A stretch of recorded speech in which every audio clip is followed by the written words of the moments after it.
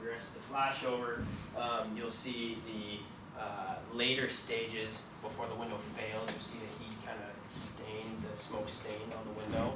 Okay, so you'll be able to see this whole progression happen on there. It's pretty cool. There's your laminar smoke, right? We don't have too much turbulence there, right? That's just normal. That's just the intake and the exhaust kind of meshing there. But you've got the definitive thermal layer. Your laminar smoke just kind of wrapping all the way up and make it satisfying real heat. The fire's where's the fire located in the box? Steer corner. Steer corner. Right.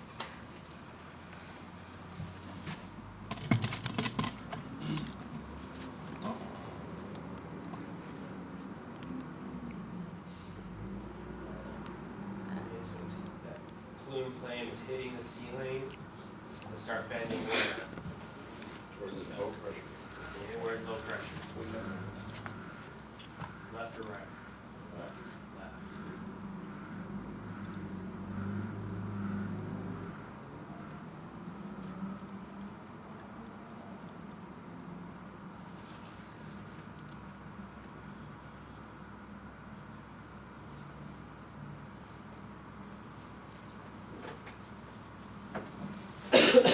Notice the velocity picking up now.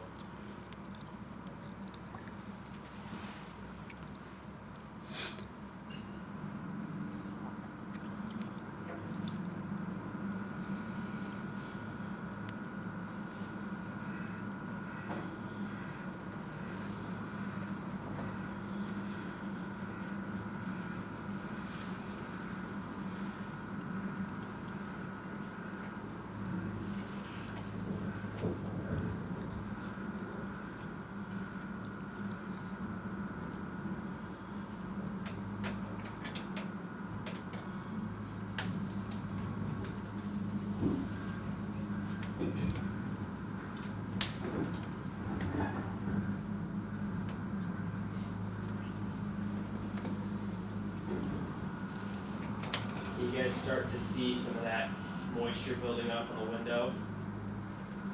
We'll see some of that right here. It's kind of hard to see at first. It'll get a little bit more pronounced here.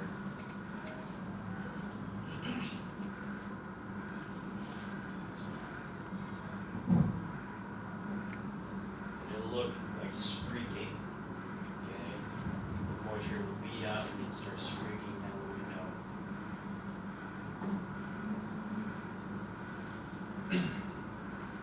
So all these fuels inside, where's the moisture coming from? Probably just combustion. Right, from the fuel load, right? So all that fuel load, it has moisture content in it.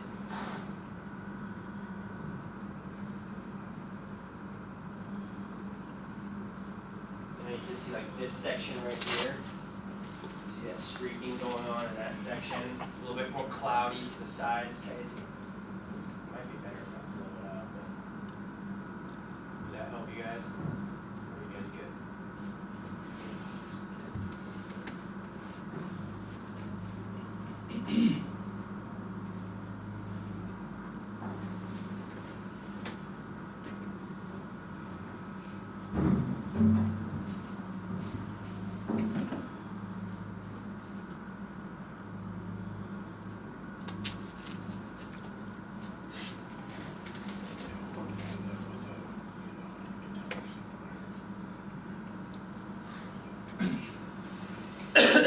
So what's happening to that smoke that was nice and laminar? What's starting to happen to that smoke? Turbulent, right? So visibility from exterior of the box. There's your smoke production from the exterior, right? It's chugging out, right? Pretty violently.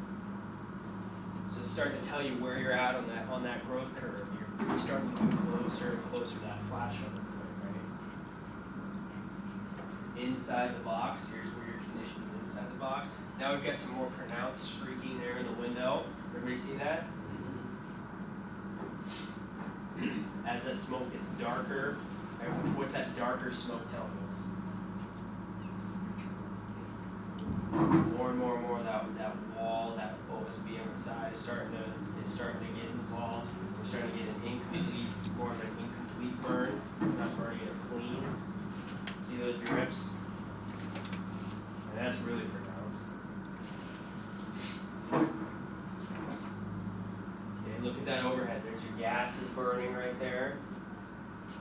So that CO is lighting off. We're progressing towards that flashover, that thermal layer's dropping. Now what do we expect to happen next? We got fire in the overhead, so where should our eye go now?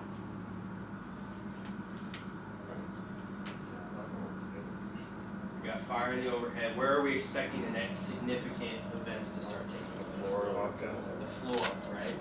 Fire in the overhead, it progresses with boom, boom, boom, and now we're starting to look at, okay, the floor is probably going to start here pretty soon. Look how it's pulling that air in violently. What's happening out here?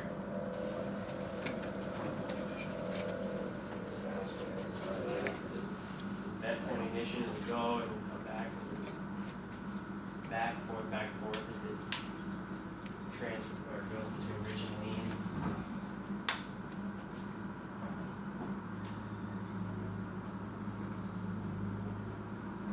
So you can watch, they got like a little bed simulated right here. You'll see that bed start to off gas first because it's higher than the floor. Right, then you'll see the floor start to off gas.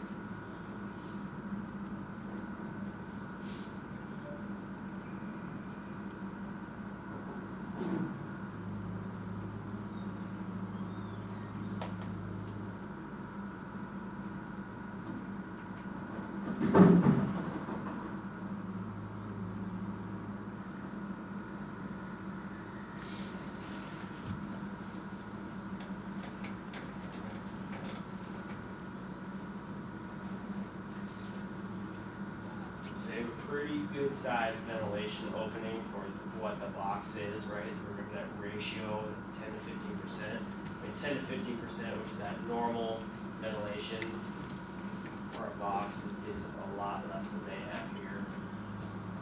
But because they've got such a large ventilation opening for this box, it allows a lot of heat to escape, so it'll progress to flash over slower. If I was to choke up that ventilation point, so look at that floor, right? Off gas, off gas, off gas. And it's down there. Now what you're going to see him do, he's going to cover this thing, he's going to try to make a backdraft. Okay? So when backdrafts happen in the field, it's not because somebody goes and covers up a bunch of the openings, right? It's because the fire overwhelms the openings. It ends up working itself to a ventilation controlled state on that curve, right? It's coming down the backside of that curve, and it's allowed to go down the backside of that curve for a long time, right? It's still got that heat, it's still, combustion is still happening. And it's filling that box with that pressure and those gases, and so when you add that oxygen, a violent event happens, okay?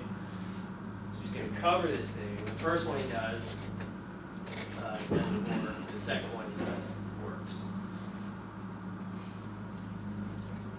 So in order for it to have that backdraft, it has to have gone through what?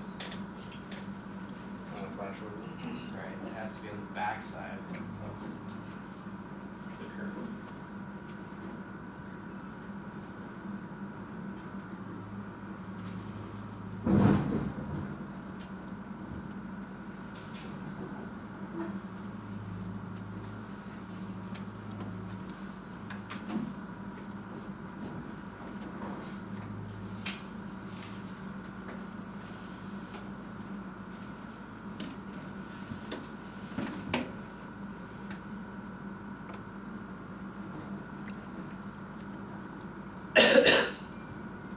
Okay, so kind of see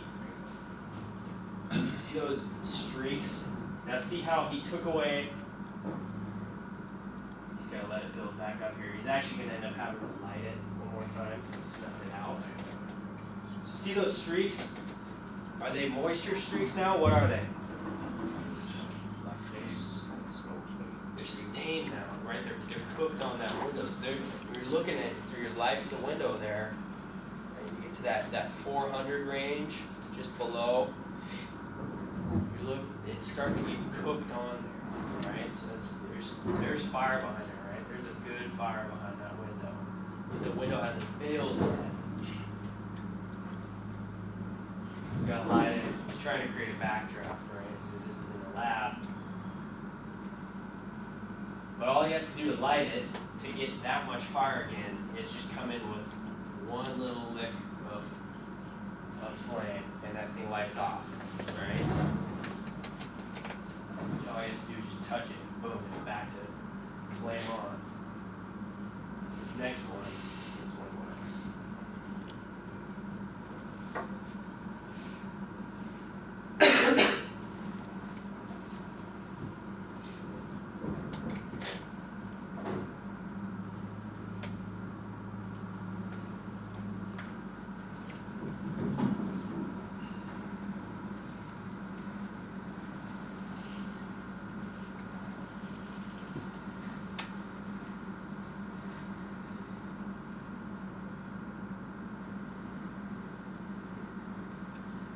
So there's your backdraft. Okay. So if that was us making an opening on a door, we've got those backdraft conditions present. You guys on your handout, you have up in the top, it says flash over and backdraft, right? So it's giving you kind of some of those indicators, right? The in and out, the breathing of the smoke.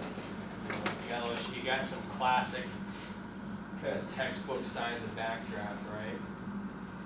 And if we come up on that fire and we're noting it's on the decay side, okay, it's already flash over, it's post flash over, it's on the decay side. I'm seeing this kind of in and out, that breathing of smoke. It's yellowish, kind of something's up here, right? So now that's gonna dictate our decision making process a little bit more if we're wary of that. So how do we take care of the backdraft? Ideally,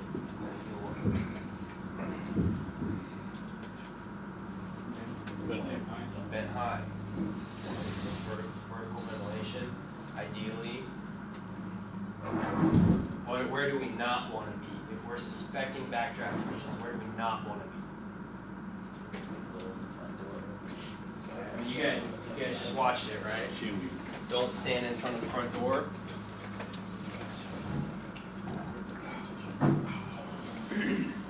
So, flip on some lights here, Chief.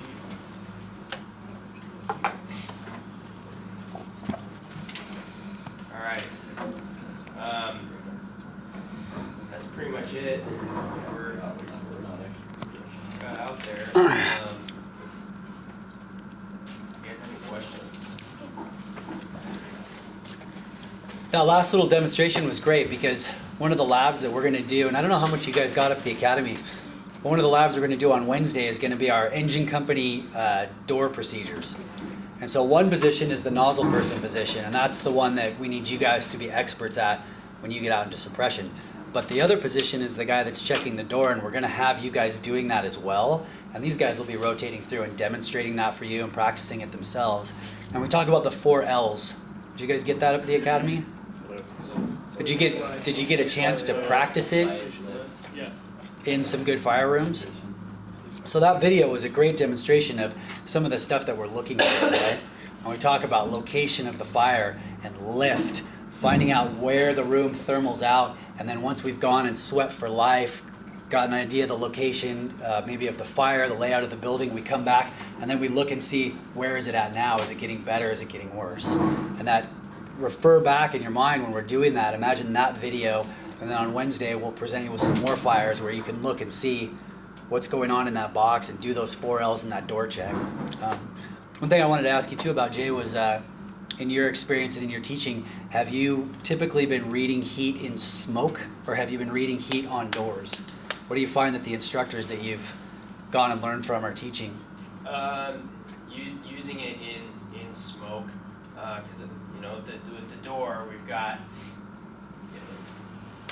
if you're finding a door, a wood door or something, or a solid door right on the building where you're reading heat through the door, that's pretty, late stage fire behind that. I mean, you've got a pretty rocket fire. There's going to be other telltale signs. There'll be smoke pushing around the door frame and all that kind of stuff. You'll be able to see it like globally on your way in, and that's just kind of your last that's where it's at confirmation read.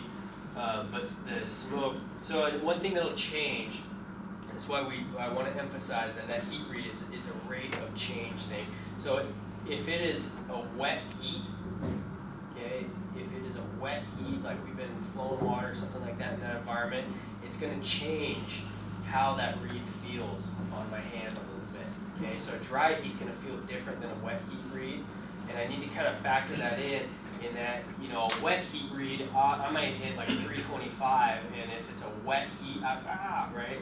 But it's not, the temperature it's kind of arbitrary. It is, are things getting better or are they getting worse or are they staying the same? That's my read. Okay? If they're getting worse and I'm advancing in and it's starting to get to that point, okay, now I need to back up, do something about my environment, or make my environment behave, and now I can go. Okay? But if it's staying the same or if it's getting better, then it's this constant read of, am I winning, am I losing, am I winning, am I losing, right? You go into a fire, you want to win. Okay? You do not want to lose in a fire. So, am I winning, am I losing? If I'm winning, things are getting better, right? If I'm losing, things are getting worse. That's the big take home with the heat read.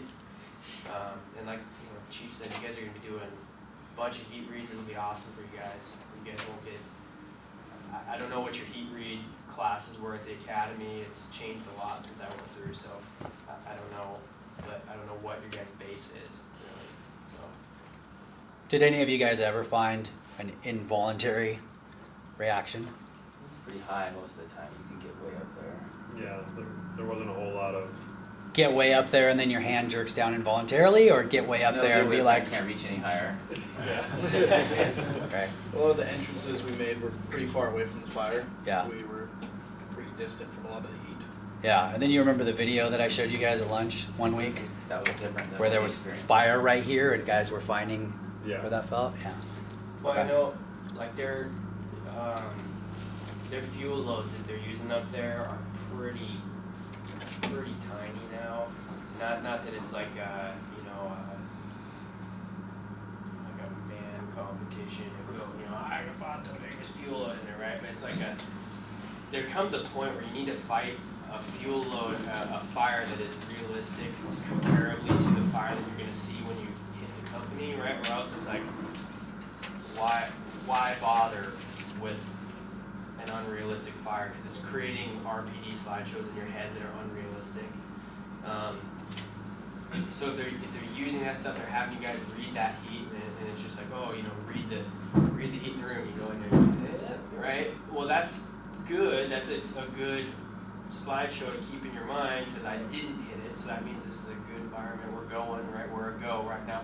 But they need to show you guys what a no-go read looks like. Because how are you supposed to know what a no-go is if you've never felt a no-go, right? And then the no-go, that's the one where if you screw that up, like you're big time hurt. Okay, Vincent Dunn, let's say about 5 crawl steps. We got 17.5 seconds in flash over. We've got about 5 crawl steps to get out of a room that's flash over before we are burned to the point of probably dying, right? So I mean, if you're in a room deeper than 5 crawl steps, which is pretty easy to do when you're duck walking or something, right? Yeah, if you made a bad no-go read on that, you're gonna pay for it. So yeah, and you guys will get to do that though. You guys are lucky, and some of your classmates probably they'll just bypass it and they'll go about their careers. So it's unfortunate, but yeah. Any more questions, guys? Do you want to talk about the thing with the door? Because that's something that they taught up there. it's kind of a sidetrack, really. Oh, reading the door for heat? Yeah. Yeah, well, and if you want to add anything else in, please do, but just suffice to say, we're not going to put our hands on doors. Just like Jay said, that's a late read. It's not terribly beneficial, particularly at the academy where you're doing on metal doors. You're just going to burn yourself. The fact that they wanted you to spray water on the door or put a wet glove on the door is all just some kind of silly shit that they made up. Let's be more accurate. They wanted you to dip your glove in a puddle of water and then put it on the door. Yeah, and so that's why we're looking at an in-house academy. So what we're going to do up here is we're going to look at the door and just use common sense and use the things that we're learning in Jay's fire behavior class and the things that these guys are going to teach you out there in the fire labs to assess what's going on behind the door. And one of the things you might find that you want to know is, how hot is that smoke? Is this a sprinkler controlled fire, or is this a fire that's, right? And then you might put your hand in that smoke. You might expose your skin and put your hand in that smoke and find, oh, it's really stinking hot up there. And then that just gives you, then now you just have, okay, what do I anticipate is going to happen when I open the door? And then it's either what you thought it was going to be or it isn't, and you adjust. And you keep ongoingly assessing, wait, what do I think is going to happen? Where do I think I am on the curve? Am I right or wrong? And then how am I going to interact? Right? Does that capture? To me, the value of checking the door for heat is just to verify that I'm at the right door of like if I've got 10 doors in a row of, center hallway or something, verifying I'm at the right door, that would have some value. Making sure I'm at the right house that's on fire would have some value. Yeah. But beyond that, it's like On a cold, foggy day with snow in the whole box. It doesn't- Yeah, that makes a lot of sense, Rich, and I'm glad you said that because I'm imagining the doors in our training scenarios or the doors in these fires that we're seeing on these videos where, yeah, there's fire behind it, and guys go up and do this, and it's like, what? I don't see the value in it. But that doesn't mean there isn't value in it, and there also is situations like that where you're in a long interior hallway with a bunch of apartment doors and you're not sure which unit it is, and if there's no obvious telltale sign, heat could be one of them. So. Yeah, I mean, if you're in an interior hallway, it's just smoky in there, right? You're not able like maybe feel, or you're not able to see all the smoke pushing from one of the particular doors or something individually because they all it's just a smoky hallway, right? That's what he's talking about. Correct me if I'm wrong. Is just get into like using all this information to decipher of is what I think happening actually happening, and if it's not, because what we taught you guys, we just taught you guys, this is how these things progress, right? This is the baseline, the normal curve, and if something deviates outside of the normal curve, and you don't necessarily even need to know what it is. You just need to know something's funky. Right, and that gives you that ability to kind of pause and have that moment to analyze what's going on before you just go, right? So if you feel a door, and, knowing our ASTM 119 test, and you're searching or something like that, it's smoky, nasty hallway, and you feel a door before you go in or something. If you're using that read, you feel that temperature on the other side of the door. You don't need to remember the exact numbers, you just need to remember like there's a lot of fire on the other side of that door, right? So my hallway here is probably gonna be involved soon, right? So my time for my search is definitely, without a hand line being up here, my time for this search is minimal, right? So these guys, like I said, tons of experience, ask them questions, pick their brains, one thing I really want to reiterate too with this none of this is mine. I didn't think any of this on my own. I didn't go to a lab in my garage or anything like that and start burning, right? Like, I didn't come up with any of this. Okay? This is all just stuff that I was taught that I'm now humbled, fortunate enough to be able to pass on to you guys. So, and you guys take it, learn what you can, throw out what sucks, and go and learn some more, and then teach me what you learned. Okay, that's how it works. If I'm going to share something with you, you guys will go back. Anybody else got any more questions for Jay? Okay, well, Jay, I mean, being a probie and stepping up like this and teaching this group of experienced guys, we really appreciate it. So thank you for being here. So our